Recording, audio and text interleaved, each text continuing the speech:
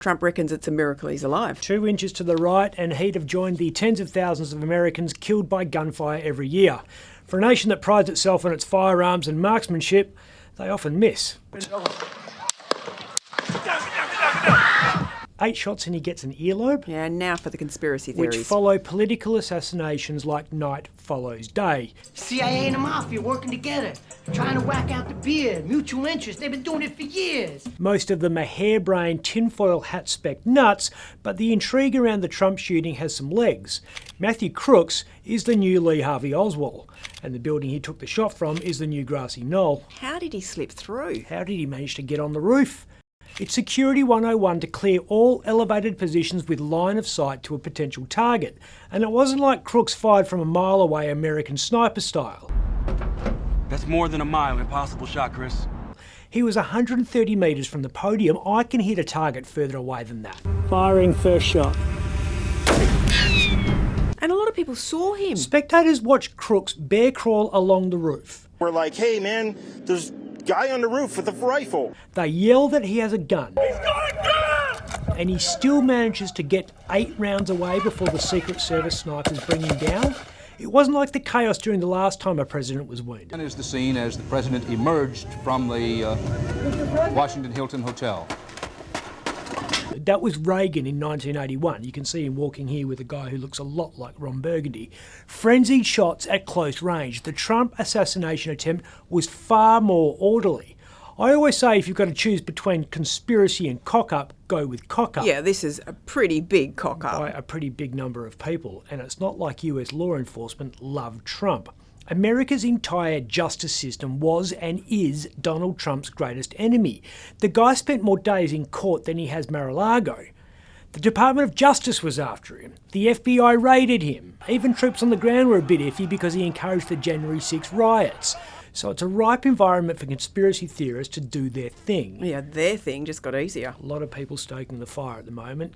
The man in charge of the Secret Service has been accused of denying stronger protection for Trump. Elon Musk has suggested the Secret Service, which contrary to popular opinion falls with the Department of Homeland Security, not the Treasury, deliberately overlooks security gaps.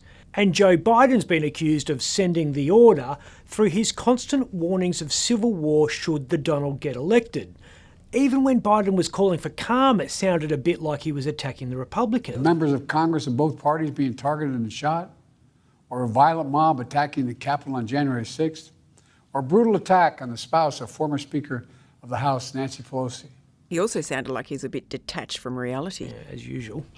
There is no place in America for this kind of violence, or for any violence, ever. Period. More than 40,000 gun deaths in America last year, Joe.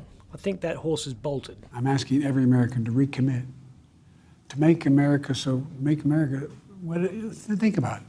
This guy can up reading a teleprompter. I'm Ron Burgundy? Damn it! Who typed a question mark on the teleprompter? Biden supporters have their own conspiracies. Apparently the assassination attempt was staged by Trump's people. There's no way any half-decent shooter with a scope like the one Crooks was looking through could miss, unless they did it deliberately or the target moved like Keanu Reeves in The Matrix. Which Trump clearly didn't. And then there's the suspicions about this photo, which some people think is just a little bit too perfect. Yeah, they made a movie about this. 1992 film by Tim Robbins called Bob Roberts.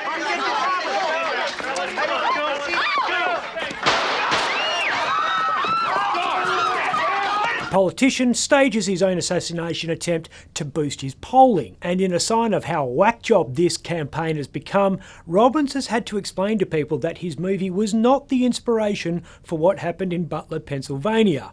Stay tuned for Clint Eastwood distancing himself because of his role in the Line of Fire.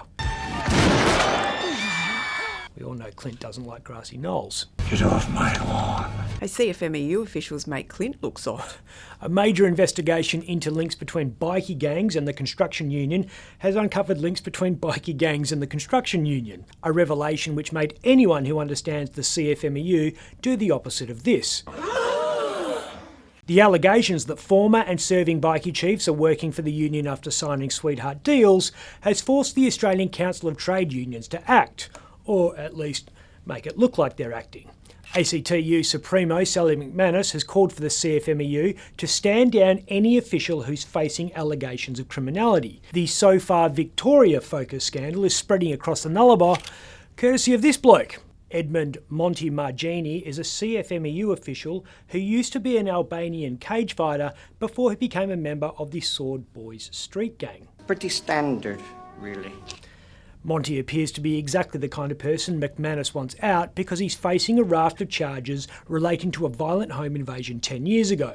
The 46-year-old was arrested just before Christmas after fresh forensic evidence allegedly linked him to a towel stuffed into the mouth of the victim. But that hasn't stopped him from working as a CFMEU official. Monty hasn't tried to hide this fact. He's seen regularly at city worksites wearing a CFMEU shirt in an easy-to-blend-in colour, and recently posted a tribute to Union heavyweight Christy Kane using the untraceable undercover alias Monty CFMEU. Awkward for the union. It's awkward because by all accounts he's a very good organiser. Oh, I always wanted to be a Teamster. Awkward for the Fair Work Commission because they gave him the right of entry permit that allows him onto building sites. And awkward for the WA Labor Party, which is a partially owned subsidiary of the CFMEU, having just banked the first of dozens of fat cheques the union will send this financial year. Awkward for everyone, really, except apparently Monty, who gives precisely the number of you'd expect a CFMEU official who used to be a cage wrestling enforcer to give. I don't give a And he's going to keep on fighting. I'm Ben Harvey. For more update, click the subscribe button below.